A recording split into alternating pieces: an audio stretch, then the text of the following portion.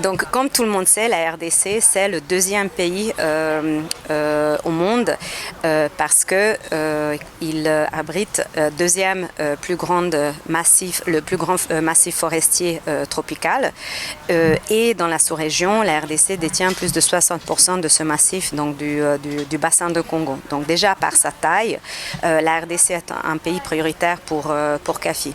Aussi, comme j'ai mentionné tout à l'heure, la RDC a été le premier pays à bénéficier de l'appui de CAFI. Donc actuellement, CAFI a engagé plus de 600 millions de dollars, donc 680 millions de dollars en faveur de la RDC pour mettre en œuvre des projets et des programmes en faveur de développement durable, en faveur de la bonne gestion des forêts et de lutte contre la pauvreté.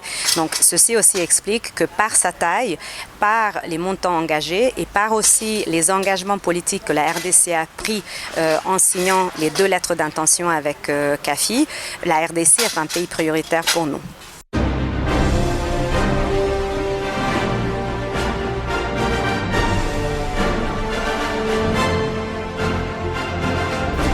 La RD Congo multiplie rencontres et initiatives en vue d'apporter sa pierre à l'édification d'une planète sans tourmente climatique.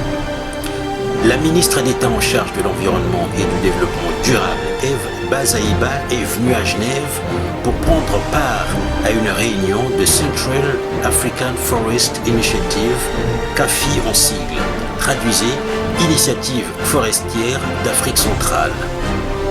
Cette structure a entre autres objectifs la vulgarisation des notions liées à la protection de l'environnement.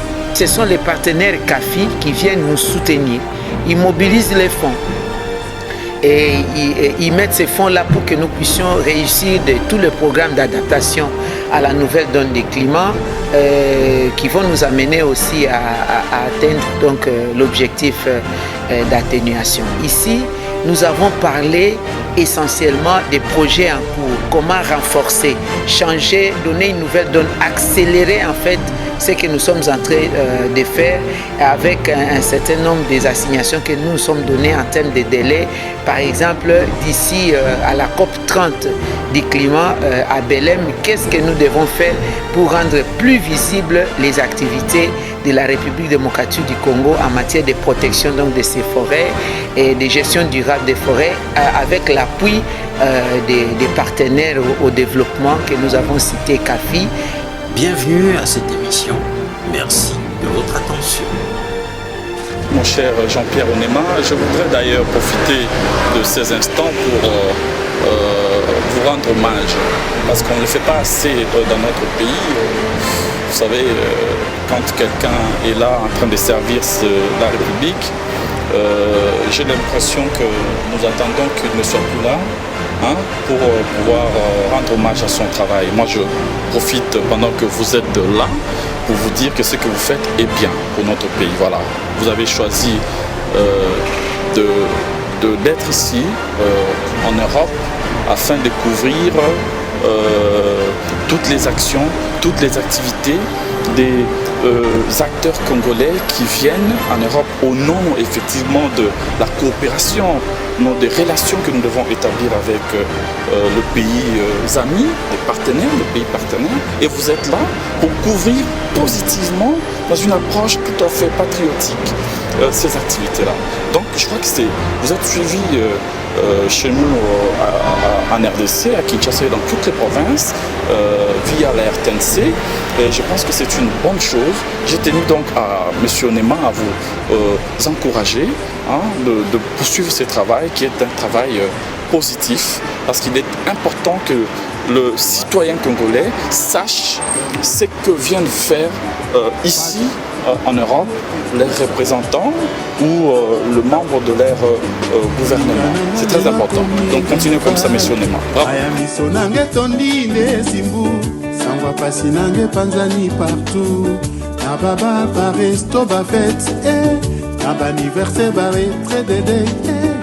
aya misonange pandi sango na ba fleuve océan jusqu'à la mer. Cécile Kimia aya misonange komi eau douce ona ba oyo bolingo esala pasi nokola emonela elelisa ye. Talandanga okamizinga mfumu nakomi malade nakomi ndekila u kaka pana yo joteme mfumu nakosamba. Oh papa ninyango nasali ngai ninyango ikambo yanga na yo epanzi makitako yobelanga ye maninyango nalangwe nakomi ndekila u nanyango alula te na mokili oyo. Rose Rajab suka na chronique yanga na yo basilisi maloba ona lipambwango yanga na yo komela na makila bakosilisa nde maloba.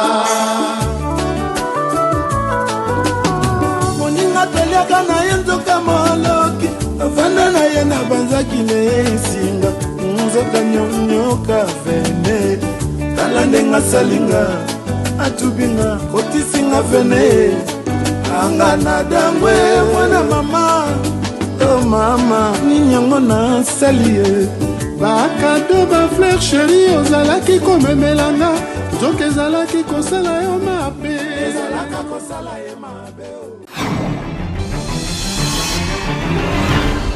Comme je vous ai expliqué quand j'étais à Kinshasa, nous avons écouté quand vous nous avez dit en 2021 qu'on veut un système beaucoup plus efficace. Nous ne voulons pas dépenser tous les fonds ou une grosse partie des fonds sur les frais.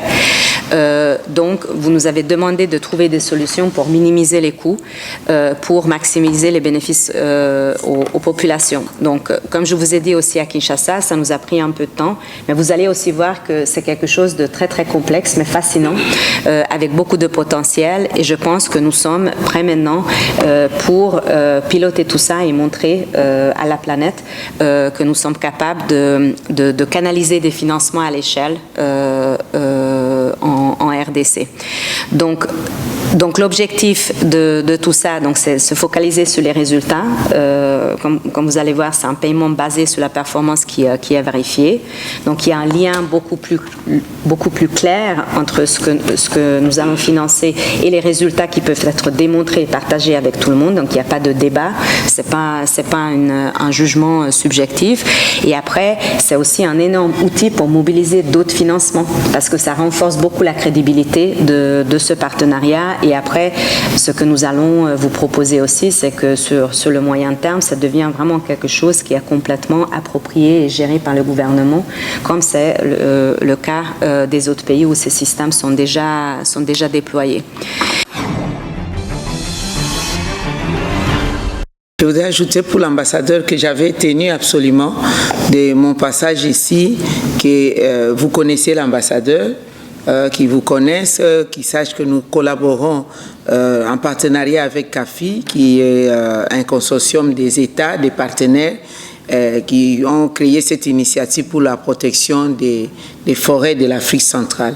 Alors tout ce que nous avons comme collaboration, coopération bilatérale ou multilatérale dans ces différents pays, il serait mieux que l'ambassadeur en soit informé, étant donné que vous êtes basé ici, pour besoin des suivis, et des continuités, de mise en œuvre, de sorte qu'il y ait un résultat. Et aussi pour besoin des représentations. La dernière fois, vous m'aviez invité, j'étais dans une période de transition après les élections, je ne pouvais pas venir. Heureusement, ce programme a été reporté. Oui. Alors, dans des circonstances parfois où je ne suis pas disponible, c'est tout à fait normal que l'ambassadeur qui représente la République puisse nous représenter et ça serait pareil.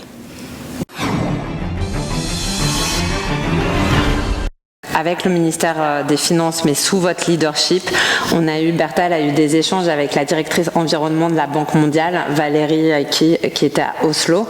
Elle a eu 2 échanges justement pour aussi voir comment est-ce qu'on peut travailler ensemble pour préparer BLM. Vous savez très bien que pour la Banque mondiale, la RDC, c'est vraiment le pays prioritaire, c'est-à-dire que le président de la Banque mondiale, il a vraiment, il a fait d'une priorité pour la banque à la fois la finance carbone et les forêts, donc c'est une grande première pour la banque, et pour lui en Afrique, la RDC, c'est le pays prioritaire. Donc ils ont vraiment un intérêt très grand pour vous appuyer justement sur ce chantier, et afin qu'ils sont conscients que justement on doit avancer sur certaines choses dont on va discuter là justement pour savoir comment mobiliser, décaisser ces financements, notamment la finance carbone, donc les chantiers d'institutionnalisation, digitalisation, et ils veulent vraiment qu'on ait un agenda partagé. Et donc on a convenu à Oslo qu'on allait travailler, déjà on le fait, mais qu'on allait travailler beaucoup plus étroitement avec la Banque mondiale et le FMI, parce que comme vous l'avez dit, quand ils négocient des mesures, vous voyez, des fois, voilà, c'est des mesures qui ne sont pas forcément non plus prioritaires pour vous, c'est des mesures qui ne vont pas forcément dans le bon sens, etc. Donc là, vraiment, au niveau du management de la Banque mondiale, ils ont convenu qu'on allait vraiment travailler main dans la main, tous les 3, pour vous accompagner, vous. Et donc, on serait vraiment preneur, peut-être même d'organiser, y compte la Banque mondiale, faire un grand workshop sur la finance carbone fin octobre. Et donc, on aimerait préparer ça avec vous pour justement identifier, être tous alignés, enfin que ça soit votre leadership qui dise « Ok, les priorités, c'est 1, 2, 3 » et que nous, ensemble, on soit à vos côtés sur cet agenda. Et donc, bien évidemment, le ministère des Finances sera essentiel. Alors les paiements pour services environnementaux, PSE, ce sont des paiements périodiques basés sur la performance pour encourager les utilisateurs des terres pour des bonnes pratiques de gestion des ressources naturelles, d'utilisation des terres. Et donc quand on parle de ces bonnes pratiques, on parle d'agroforesterie, c'est-à-dire d'arbres inclus dans le système agricole, c'est le reboisement, c'est l'agriculture libre de déforestation, c'est la gestion durable des forêts ou la conservation des forêts. Et donc l'objectif, c'est d'inciter les gens qui font ces bonnes pratiques via des paiements réguliers, périodiques, notamment dans le cadre d'un système agricole, le temps que les cultures arrivent à maturité et permettent enfin de faire de l'argent. Et donc les PSE sont mises en œuvre dans le cadre des objectifs de lutte contre le changement climatique, pour protéger la biodiversité, pour protéger les sols et lutter contre la désertification. Mais ça permet également aussi de contribuer aux moyens de subsistance, au développement socio-économique des communautés locales. Je voudrais dire qu'il y a un partenariat très intéressant en train de continuer à se développer entre CAFI et la RDC, notamment dans le cadre des PSE, pour pouvoir justement mobiliser les financements et les énergies des forces vives congolaises qui veulent justement développer des bonnes pratiques, qui veulent justement être appuyées pour développer l'agriculture sans déboiser les forêts, qui veulent avoir des bonnes pratiques d'utilisation des terres.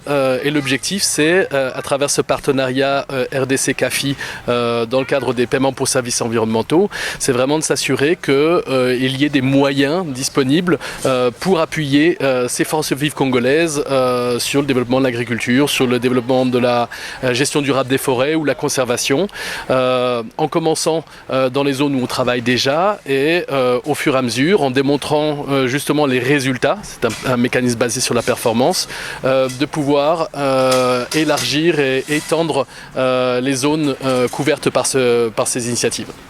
Donc CAFI, c'est une initiative qui a été créée il y a 9 ans, en 2015, en marge de l'Assemblée générale des Nations Unies, par la signature d'une déclaration ministérielle des pays de la sous-région, donc la RDC, et d'autres pays de la sous-région, avec un certain nombre de pays bailleurs. Et dans cette déclaration, ils se sont fixés l'objectif de lutter contre la déforestation et contre la pauvreté. Donc c'est le début de l'histoire et donc depuis nous avons mis en place un fonds fiduciaire pour appuyer ces efforts de lutte contre la déforestation et contre la pauvreté, qui est devenu le plus gros fonds des Nations Unies sur le climat et les forêts. Et donc la RDC fait partie de cette coalition et la RDC a été le premier pays à bénéficier des appuis de CAFI depuis 2016, depuis la signature de la première lettre d'intention entre CAFI et la RDC. Oui, donc il s'agit, nous sommes dans une période très importante, charnière pour l'avenir de notre planète. Vous savez que nous traversons une crise climatique et dans ce contexte-là, la RDC, déjà la sous-région et dans la sous-région, la RDC est un pays solution. Les forêts de la RDC captent une grande quantité de carbone, donc les pollutions générées au travers de la planète. Et donc c'est très important de reconnaître ces efforts et trouver des mécanismes pour compenser ou faire bénéficier les populations qui gèrent bien ces terres forestières. Donc c'est très important de les compenser et nous sommes en train de se préparer pour des grandes rencontres internationales cette année et l'année prochaine. Donc l'objectif de la réunion avec Madame la ministre d'État, c'était sur le court terme, comment se préparer à ces grandes rencontres internationales et surtout la conférence des parties de la Convention cadre des Nations Unies sur les changements climatiques, donc la 30e conférence qui aura lieu à Belém l'année prochaine, en termes d'événements et en termes justement de démonstration de leadership de la RDC en la matière et sur le plus moyen et long terme, comment se préparer un programme ambitieux national pour déployer des paiements pour services écosystémiques, donc comme je disais, pour compenser, pour faire bénéficier les populations locales qui utilisent les forêts d'une manière durable pour cette gestion durable. Les forêts d'Afrique centrale, CAFI qui est un consortium des partenaires des États qui ont décidé de nous accompagner pour la gestion durable de nos ressources naturelles, essentiellement les forêts, essayer d'aider les communautés à leur donner l'alternative du vécu quotidien par rapport à l'utilisation donc des forêts. Vous savez que nous faisons face à des moteurs de déforestation, notamment l'agriculture itinérante sur brûlis, l'utilisation des bois comme énergie de chauffe. Il y a aussi l'exploitation minière dans une certaine mesure de manière surtout illégale et l'exploitation forestière qui ne respecte pas les plans d'aménagement. Et voilà un peu les moteurs principaux des déforestations, alors que vous savez, les forêts aujourd'hui, scientifiquement prouvées, ça constitue la réponse basée sur la nature pour faire face au réchauffement de notre planète. Et parce que les forêts jouent le rôle non seulement de séquestration des pollutions, nous avons l'absorption donc de ces CO2 et il y a aussi les forêts, il faut compter aussi les forêts humides, les zones humides comme les tourbières, les mangroves qui stockent dans une certaine mesure aussi les CO2, mais les forêts constituent aussi l'habitat de la biodiversité et aussi les écosystèmes hydriques des forêts permettent à ce que nous puissions avoir la pluviométrie, les pluies, surtout la partie est de l'Afrique dans son ensemble. Sans les forêts de la RDC, vous n'allez pas avoir une seule goutte de pluie. Et les forêts dont on parle, ce sont les forêts de la RDC qui constituent les 62% du couvert forestier du bassin du Congo, des forêts tropicales humides. On ajoute aussi les forêts des clairsemées des Miombo avec les tourbières, les mangroves que je vous ai dit. Et lorsqu'on protège les forêts, c'est-à-dire les ressources en eau partant de cela, nous avons les 52% des ressources en eau douce de l'Afrique et 10% de la réserve mondiale. Bref, ce sont les partenaires CAFI qui viennent nous soutenir. Ils mobilisent les fonds. Et ils mettent ces fonds-là pour que nous puissions réussir de tous les programmes d'adaptation à la nouvelle donne du climat qui vont nous amener aussi à atteindre donc l'objectif ici, nous avons parlé essentiellement des projets en cours, comment renforcer, changer, donner une nouvelle donne, accélérer en fait ce que nous sommes en train de faire avec un certain nombre des assignations que nous nous sommes données en termes de délai. Par exemple, d'ici à la COP 30 du climat à Belém, qu'est-ce que nous devons faire pour rendre plus visibles les activités de la République démocratique du Congo en matière de protection donc, de ces forêts et de gestion durable des forêts avec l'appui des partenaires au développement que nous avons cité CAFI. J'espère que je ne vais pas oublier les autres. Nous avons l'Union européenne dans son ensemble comme institution. Nous avons les pays scandinaves, la Norvège, la Suède, la Grande-Bretagne. Nous avons l'Allemagne, la Hollande, la Belgique et la France qui constituent donc les pays CAFI. Et nous avons maintenant d'autres observateurs comme les États-Unis, le Japon, les autres qui viennent comme observateurs qui sont aussi impliqués dans cela. Donc, ici, nous nous focalisons sur des composantes importantes de ces projets. Il y a l'agroforesterie, qui est un nouveau système où on peut à la fois aller vers le développement, améliorer la qualité de vie de la population, les conditions de vie, leur survie, tout en gardant intactes les forêts. Localement, ça va créer des émules, ça les met à l'aise dans le sens de comment je peux dire, de conservation. Et en attendant, au même moment, nous sommes en train de nous battre sur les paiements, par exemple, de marché de carbone. Ça demande beaucoup plus de gymnastique, des acrobaties techniques et technologiques pour la quantification, les inventaires, etc. Mais de l'autre côté, le paiement des services environnementaux, c'est un peu plus direct, on raccourcit un peu la démarche. Ça permet facilement de comptabiliser, comme nous avons les assignations, les défis des bonnes, de reboiser 8 millions d'hectares. Et grâce à cet appui-là, on peut facilement calculer et on peut facilement comptabiliser et on peut facilement procéder au paiement de ces services. Donc ça, ce sont des innovations avec la nouvelle technologie des travails où il y a des nouveaux programmes qui sont installés par des chercheurs et des partenaires. Et ce qui est important, parce qu'il y a des Congolais qui sont impliqués dans cela et qui réfléchissent sur ces genres d'outils et qui nous permettent de crédibiliser notre travail, de donner beaucoup plus de confiance tant pour nous-mêmes que pour les partenaires qui nous accompagnent et pour ceux qui sont appelés aussi à mettre la main dans leur gibecière pour cette finance climat. Voilà dans l'ensemble le travail que nous sommes venus faire ici. J'ai donné du temps et je remercie les partenaires CAFI parce que ce sont des choses qu'on ne peut pas nécessairement seulement faire dire au niveau des conférences, vidéoconférences. C'est mieux de se voir sur place. Et au pays, très souvent, je suis très occupé. Je n'ai pas assez de temps pour me concentrer personnellement sur ces questions techniques.